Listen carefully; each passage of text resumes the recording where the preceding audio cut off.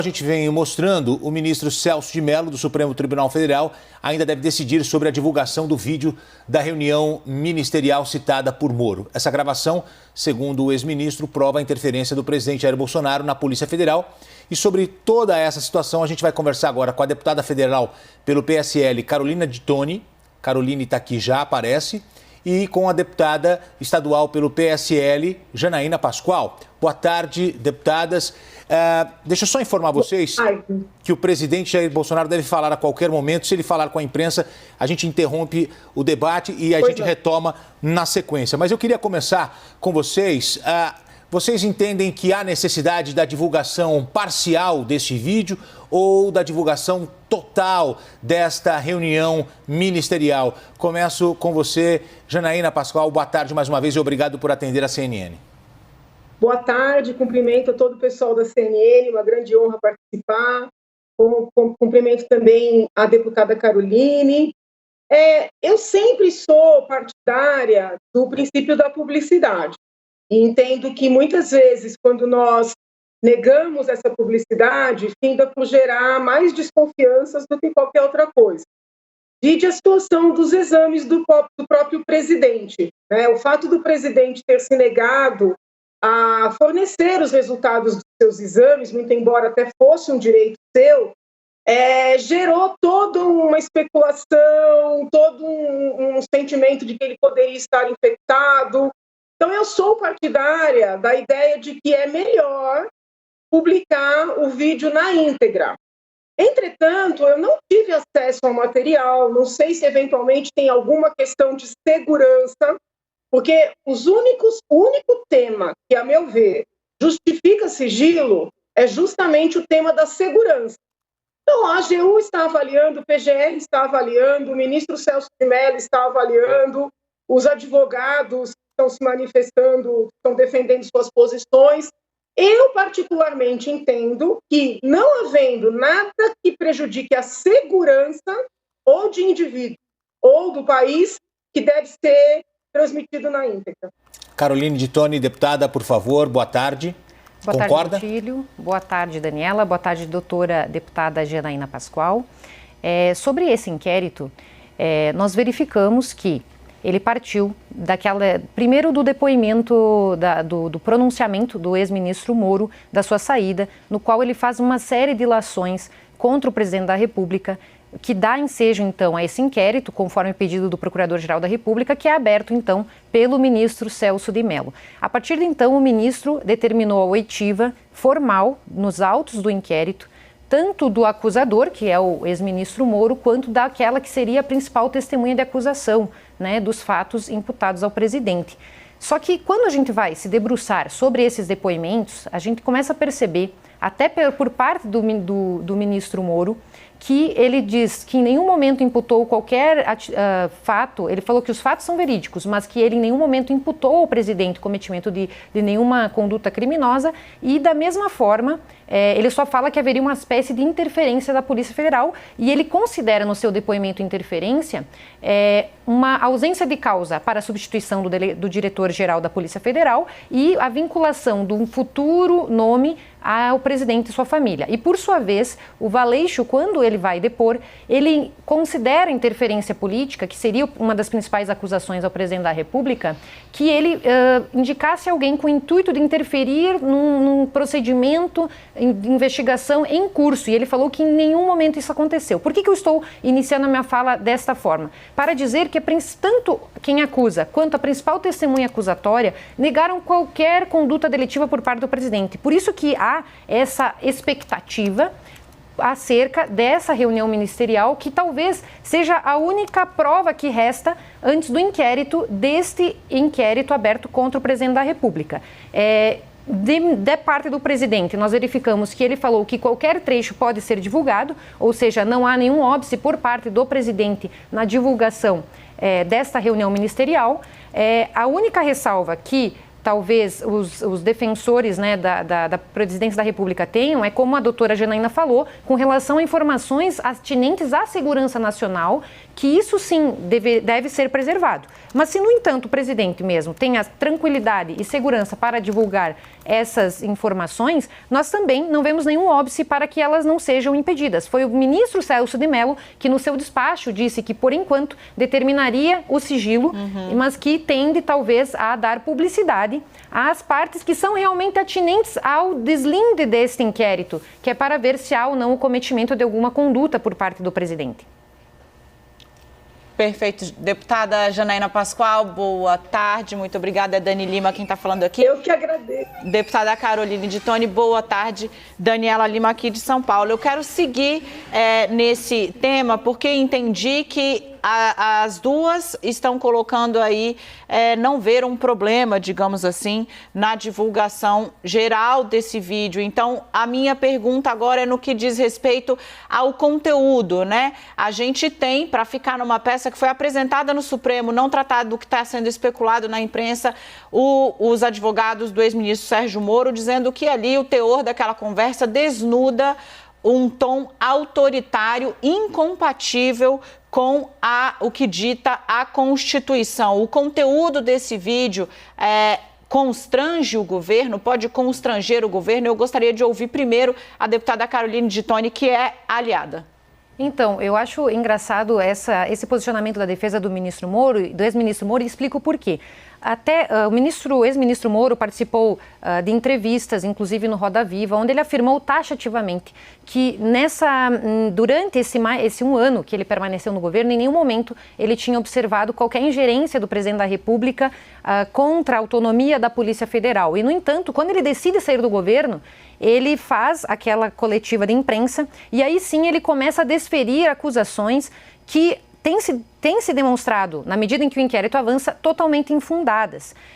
Chegando a comparar, e aí até peço que a Janaína também comente sobre isso, comparar o governo Bolsonaro com o governo do PT, dizendo que no governo do PT não haveria qualquer interferência da polícia, quando todos nós sabemos do esforço que teve durante o governo Dilma, por meio do ministro Cardoso, para tentar barrar a Lava Jato de todo jeito. Então, quando ele começa a partir para esse tipo de acusações, a gente percebe que há um distanciamento jurídico e até uma incoerência das falas dele, para se aproximar a talvez uma pretensão política que não é, que a gente não quer impedir, se ele tiver vontade, está livre, nós vivemos uma democracia, mas essas incoerências a gente começa a perceber. Esse tom autoritário, a gente de forma nenhuma tem percebido no presidente Bolsonaro, e dou aqui exemplos concretos do que tem acontecido ultimamente. Quando nós observamos decretos de governadores infringindo cláusulas pétreas da Constituição, impedindo o direito à livre locomoção em território nacional dos brasileiros. Quando nós vemos governadores tentando impedir o direito a livre exercício da sua fé, impedindo que as pessoas se reúnam para rezar, ou tentando enclausurar, fazer uma espécie de prisão domiciliar das pessoas nas suas casas. Isso sim é toler, é autoritarismo por parte dos governantes. E ao contrário, o presidente, toda vez que ele tem se manifestado, ele tem defendido os direitos e garantias individuais, ele tem defendido a autonomia dos outros demais órgãos, inclusive quando ele foi perquirido por pessoas na saída do Palácio da Alvorada e que tentaram insinuar situações contra o Supremo, ele disse: Supremo aberto, Congresso aberto, ou seja, demonstrando que o presidente tem sim demonstrado por meio das suas atitudes um respeito à democracia, um respeito ao Estado de Direito e um respeito aos direitos e garantias individuais, coisa que os governadores nessa pandemia têm revelado não respeitar. Janaína Pascoal. A deputada abordou vários temas. Primeiro, cumprimento a Daniela, né? Bom te rever, ainda que à distância. A deputada abordou vários pontos polêmicos, né? Nós temos que entender que nós estamos em meio a uma pandemia mundial, né? Uma situação de calamidade pública mundial. Eu convivo muito bem com opiniões diferentes, até na minha própria família tem pessoas que estão inconformadas com a não realização das missas, por exemplo, então eu respeito. Mas existe uma situação real, né, de uma doença grave, de uma doença que contagia muito, contamina muito. Então, seria importante que os apoiadores do presidente, nesse momento, no lugar, vamos dizer assim, de atiçarem esses pontos de vista dele, pontos de vista mais polêmicos, que procurassem abrandá-lo.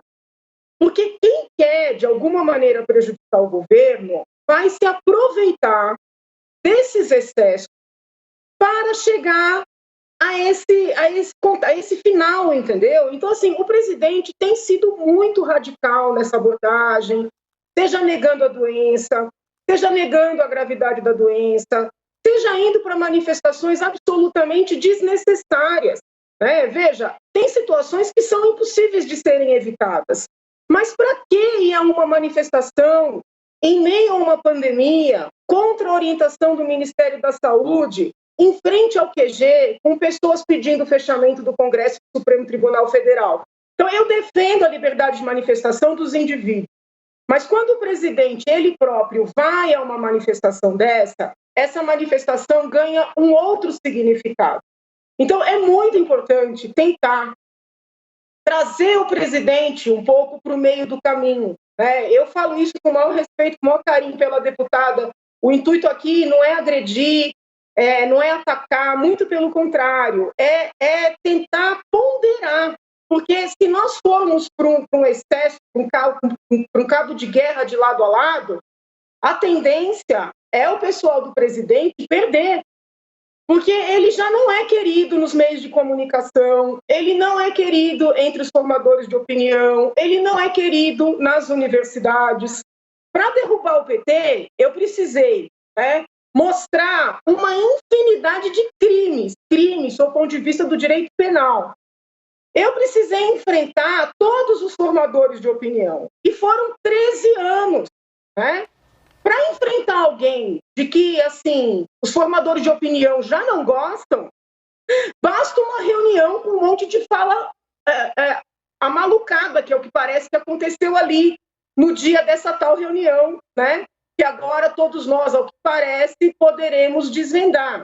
Então, assim, é importante, no lugar de ficar dando razão para o presidente, tentar dizer para ele que ele está passando dos limites, para ver se ele recua para o bem dele, do governo dele, para o bem do país. Okay. Com relação ao ministro Moro, quando ele deu a entrevista, não sei se eu estou exagerando aqui no meu tempo, quando ele deu a entrevista, falando, né, das interferências, eu confesso aqui que eu chorei, eu fiquei muito tocada, muito preocupada com o que estava acontecendo.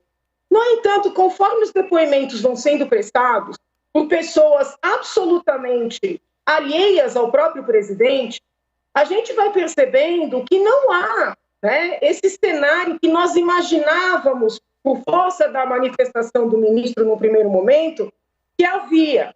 Então, o que eu imagino? O ministro sofreu muito, né, uma espécie de um assédio moral, coisa que eu me senti também assediada na Universidade de São Paulo. Ele sofreu muito. Deputada. Ele não está conseguindo digerir o que aconteceu com ele e saiu da posição de defesa de alguém que está tentando demonstrar que não mentiu, porque acho que era um direito dele, essa demonstração, por uma posição de ataque. Deputada. E quando isso acontece, começa a gerar uma certa, vamos dizer assim, uma certa angústia. Né? Porque, assim, se houve algo criminoso na reunião, é importante que o ministro diga o que houve. Ô, deputada. Então, assim... Deputada Janaína. Estou estourando meu tempo, né? Então, só para equilibrar o tempo, eu tenho que passar o mesmo tempo agora para a deputada Caroline de Toni. Deputada Caroline, o presidente está passando dos limites?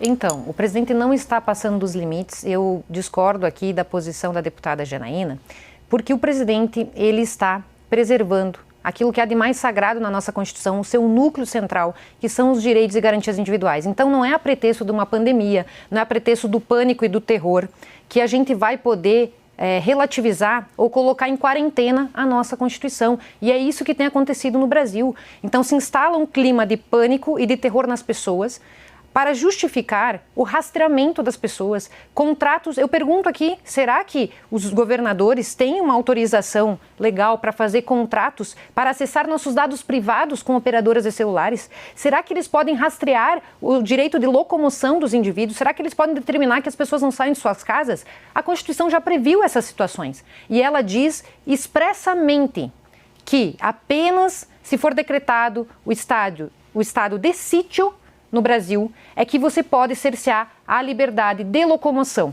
No entanto, isso quem decreta é o presidente da República. No entanto, o presidente da República não decretou um estado de sítio. Nem nem de defesa e nem de sítio, que seria ou no caso de uma extensão do estado de defesa ou no caso de guerra declarada. E isso não está acontecendo. Então, o nosso presidente, ao contrário, ele tem, talvez sim, ele tenha sido muito criticado, tem sido criticado pela mídia e pelas universidades ou ditos especialistas. No entanto, o povo está vendo o que está acontecendo. O povo está vendo que as suas mais sagradas liberdades, porque nós vivemos num Estado democrático de direito, estão sendo tolhidas por governadores. E é por isso que o presidente da República está certíssimo e tem o apoio popular. Agora, eu sou testemunha. Numa das últimas manifestações, não essa desse final de semana, na outra, eu estava aqui em Brasília e eu fui para a rua para ver qual era o clamor do povo, porque somos representantes do povo aqui em Brasília, e quem ligou para o presidente ir à manifestação foi a deputada Bia Kicis. Ela ligou e disse: ó, presidente, tem milhares e milhares de pessoas em carreata, milhares de pessoas aqui na frente do Planalto, vem aqui conversar com o povo. Foi ela que ligou para ele, já tinha decorrido mais de 2 horas de manifestação, ou seja, não é ele que conclama, não é ele que reúne. No entanto, o que está acontecendo no Brasil é que houve uma quebra, uma ruptura de paradigma de como se faz a política. Até a deputada Janaína colaborou muito quando fez o impeachment contra o PT, porque todos nós sabíamos que tinha um fisiologismo instaurado no Estado brasileiro, um método de comandar baseado na corrupção que a Lava Jato demonstrou, além de outros esquemas de corrupção que foram ventilados, e o povo diz: nós não queremos mais. Votaram no Bolsonaro para aceitar essa ruptura de que nós não queremos mais o passado que a gente conhece, nós queremos algo novo. E o Bolsonaro representa essa quebra de paradigma na política, foi um candidato totalmente outsider e continua sendo fiel a defender as liberdades do povo e querendo governar para o povo brasileiro. E isso o povo está sentindo, por isso que tem prestado esse apoio. Cada vez que ele é atacado, o povo vai às ruas e demonstra esse apoio. Ou seja, ele está demonstrando a legitimidade popular do presidente regularmente eleito. O que nós também não podemos aceitar é talvez essa ingerência de outros poderes, é a quebra da independência dos poderes, como tem acontecido, mas o povo está atento a isso também. Deputada Janaína? Eu respeito, mas eu fico sempre preocupada com essa coisa do povo, sabe? Porque isso era muito discurso petista também, né? O povo está com os presidentes ou com a presidente, o povo. A gente tem que lembrar que muitas vezes o discurso do presidente, ele é ambíguo. Porque mesmo na época do orçamento, ele dizia uma coisa para o povo, que o Congresso queria tirar a liberdade dele, mas os projetos que davam o poder para o Congresso eram projetos de autoria do governo. Várias votações que ele critica, a bancada inteira que o apoia vota no sentido contrário do que ele fala. Então, é muito nítido que existe uma dubiedade no governo, né? Fala-se uma coisa para essa população, para essa claque, né? Cega, tão cega quanto a claque do PT, e eu acho que a minha luta toda não foi para sair, né, de um ambiente de cegueira deliberada para um outro ambiente de cegueira deliberada, e para dentro, né, os movimentos são outros. O próprio filho dele votou contra o poder dele sobre o orçamento. Então, assim, e quando foi interessante, faltou na votação. Então, acho que a gente tem que ter essa honestidade, porque foi por essa honestidade que a gente brigou, né? Se a deputada Bia ligou para o presidente vendo placas de intervenção, de fechamento do Supremo, de fechamento do Congresso, ela é uma jurista. Ela não é uma ativista. Se fosse a deputada Carla, que é uma ativista, eu ficaria quieta. Mas a Bia é uma procuradora aposentada. Ela sabe o que isso representa. Se ela fez isso, ela colocou o presidente numa cilada. Ela não é aliada. Porque um aliado preserva o presidente, um aliado aconselha, um aliado orienta, um aliado trabalha para que ele faça o correto, para que ele não caia. Um aliado não fica com loucura, como o que eu estou vendo nos últimos tempos, pessoas cegas, pessoas aplaudindo qualquer coisa. Então, assim, a gente quer ajudar, mas fica difícil, porque eu avisei na convenção do PSL. É um comportamento igualzinho ao dos petistas. Então, do ponto de vista do crime, esse inquérito, por enquanto, não tem crime nenhum. Eu tenho que falar porque eu sou uma professora de direito, né? Estou fazendo uma análise técnica. Mas é muito duro a gente ter que defender um governo de pessoas absolutamente impermeáveis a qualquer diálogo. A Constituição garante o direito de ir e vir, mas também garante o direito à vida, o direito à saúde. Todas as democracias estão ponderando esses direitos, né? Não é só no Brasil. Nós podemos debater, está havendo exagero, já era hora de abrir. Ótimo, eu também tenho alguns pontos a destacar. Mas não é possível querer dizer que na Itália, na Espanha, na Alemanha, nos Estados Unidos, houve isolamento e isso era antidemocrático? Ou será que todo esse povo quer derrubar o Bolsonaro? Então, por força desse exagero, está se abrindo caminho para ter argumento para efetivamente derrubar. Porque são pessoas tão cegas, são pessoas tão radicais, tão agressivas, né, que é difícil a gente defender. Entendeu? Então, agora um monte de gente vai fazer pedido de impeachment. Eu não estou vendo elemento técnico para isso. Mas como é que eu saio na defesa se o autoritarismo é algo que é nítido? Perfeito, deputada. Deixa eu devolver a palavra à deputada Caroline de Toni. Deputada, primeiro, é novo petismo, digamos assim, e a senhora reconhece esse condão autoritário, esse radicalismo, essa cegueira que foi mencionada pela deputada Janaína Pascoal? Então, eu gostaria de rebater essas falas da deputada Janaína, porque, em primeiro lugar, o PT se caracteriza por uma ruptura de todos os valores que formam a nossa civilização. E o povo que votou, e também tinha como método de administração do Estado a corrupção. O governo Bolsonaro, por sua vez, se elegeu sendo ele era um deputado de baixo clero do Congresso Nacional, ou seja, totalmente fora de todo e qualquer esquema de corrupção. Ele se elege por dois motivos. Primeiro, por ser um candidato honesto, e um ano de governo nós verificamos que não há nenhum esquema de corrupção no governo Bolsonaro, e não foi verificado, tanto que os ministros foram indicados por serem técnicos, tudo aquilo que ele prometeu ele vem cumprindo. E segundo, porque as propostas do presidente Bolsonaro, elas estão em harmonia com o sentimento médio do cidadão brasileiro, que é, primeiro, defesa do direito à vida, que foi mencionado, que vai desde a proteção do direito à vida desde o ventre, que é contra o aborto, como a proteção ao direito da legítima defesa, ao vermos que o Estado brasileiro não dá conta da segurança pública, e que é um tema que a vida inteira ele debateu e o povo também apoia no plebiscito, contra do desarmamento da população. O povo foi maciçamente a favor do armamento e, no entanto, os governantes olvidaram a voz do povo brasileiro. Ademais, o presidente defende a família, é contra a ideologia de gênero, como é também a maior parte dos cidadãos brasileiros, que são cristãos, que defendem a família. Entre outras pautas, a diminuição do Estado. Nomeou o Paulo Guedes para fazer essa diminuição do Estado, dos gastos públicos e tudo mais. Enfim, o presidente Bolsonaro tem demonstrado, dentre esses e outros motivos que argumentei, que nós somos radicalmente contra todos os valores que o PT defendia e também contra a corrupção, como tem sido demonstrado cotidianamente no seu governo. Também discordo aqui da fala da deputada Janaína, quando ela fala que por ter meia dúzia de placas pedindo intervenção, não era o sentimento da maior parte dos manifestantes.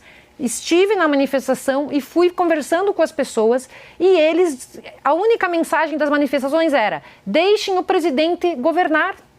Apoiamos o Bolsonaro, deixe ele governar, parem de atrapalhar. Cada dia, com todo respeito à grande mídia, cada dia pegam uma palavra, um sentido, distorcem para tentar jogar o povo contra ele, mas não tem resolvido. O povo está indo às ruas para dizer: nós apoiamos o presidente. Então isso é cotidiano também. Essa generalização eu acho muito perigosa, de comparar o incomparável.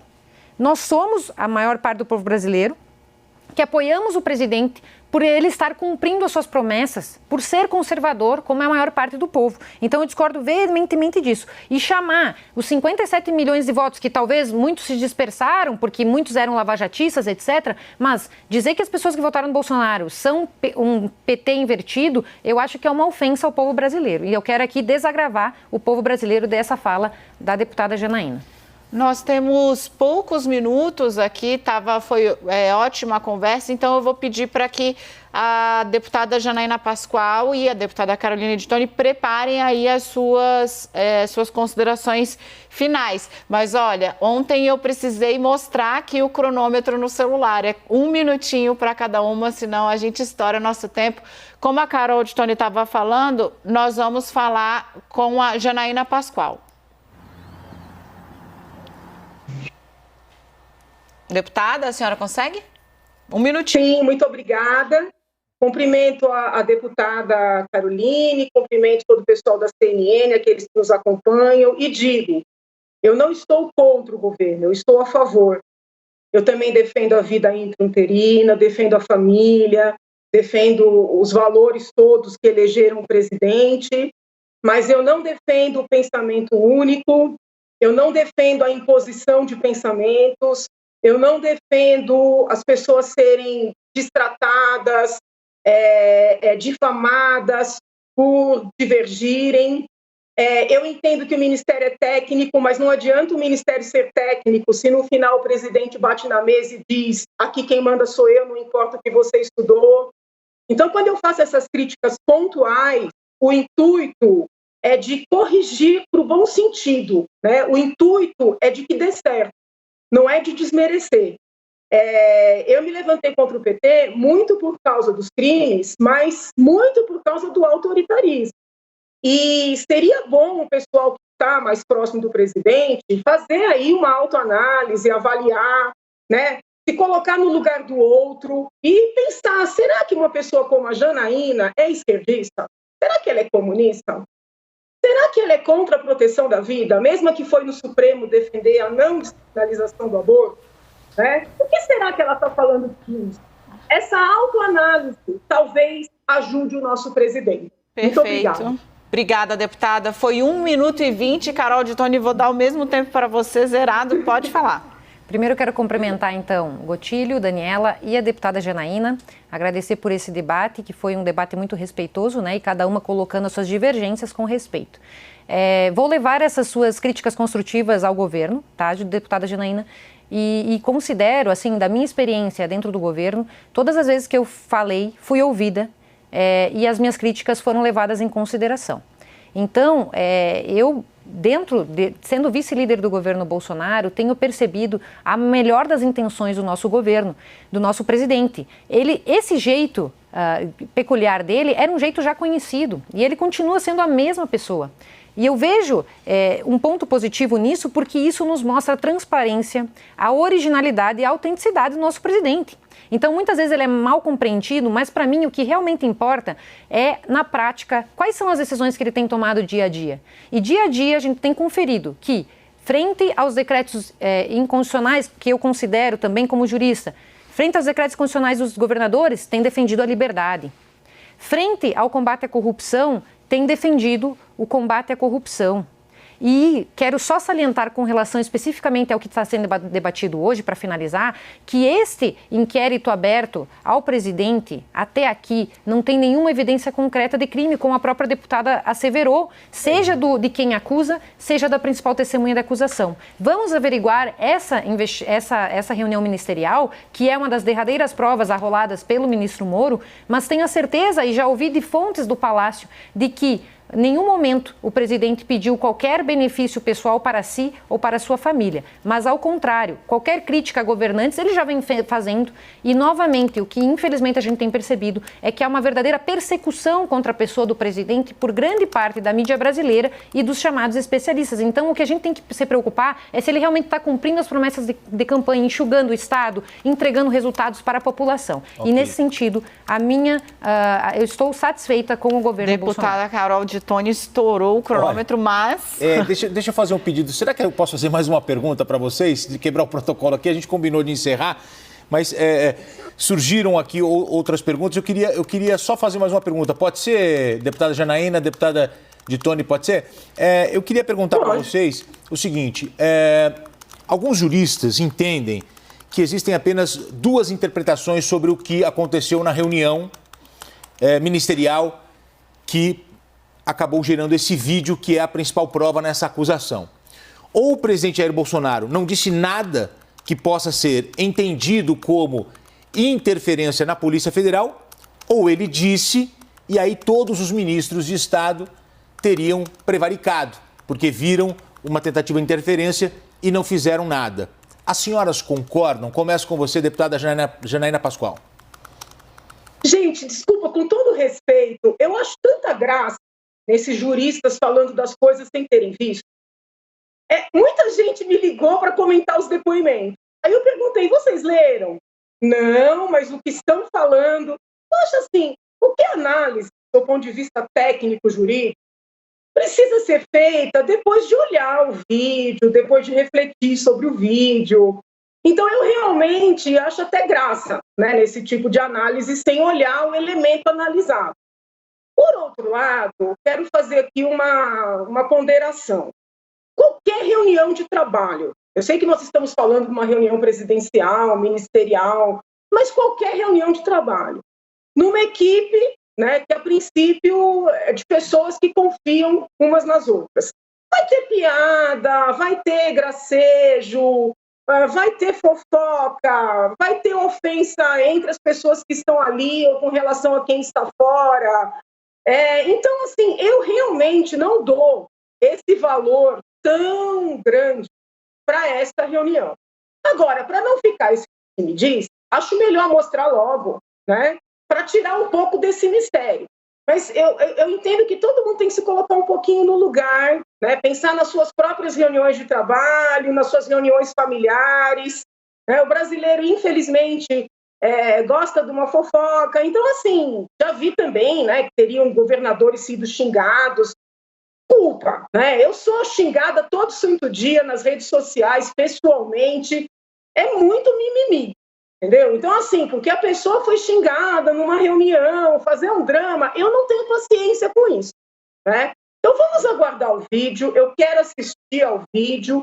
Me disponho a falar num outro momento, né, do ponto de vista técnico, mas já acho que as pessoas têm que esperar menos desse vídeo, né, em termos de provas. Eu acredito que o presidente tenha sido grosseiro, como ele normalmente é, né, e que haja lá uma série de frases um tanto quanto inadequadas, porque os ministros são complexos, né, no próprio Twitter deles, não precisa ir muito longe. Mas daí a fazer a ilação de prevaricação, pelo que está sendo falado na imprensa, eu acho que é um pouco exagerado. Vamos esperar o vídeo, melhor. Deputada Caroline.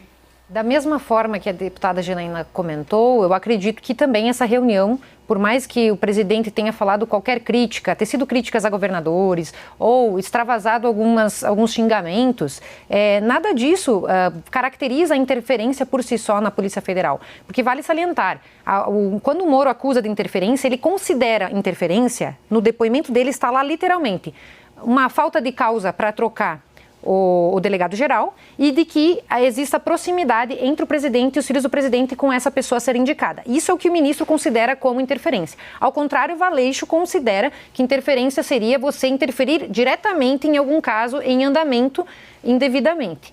E eu digo para vocês que a única, para nomear um diretor-geral da polícia, que essa foi a celeuma também acerca do caso, que é o objeto do inquérito, o único requisito é um cargo de confiança, ou seja, você não pode dizer, o presidente não pode indicar porque é de confiança demais. Não, se é de confiança, ele pode indicar a pessoa, desde que não caracterize nepotismo, não há problema de que seja de confiança, ao contrário, é um cargo de confiança, a lei diz isso. Ela só exige que seja um delegado federal de classe especial. Esse é o único requisito que o decreto 7332 e 73 define. Ou seja, todas essas demais especulações que estão falando acerca do caso, o próprio principal testemunha da acusação e o próprio acusador negaram que tenha ocorrido. Então, uma reunião ministerial, com o devido respeito, como a própria deputada falou, vai ser, mesmo que ele fala que pretende fazer uma coisa ou outra, se ele de fato não pratica o ato, não passa de uma mera liberdade de expressão, na minha opinião, e não caracteriza crime. Ele, de fato, tem que fazer um ato atentatório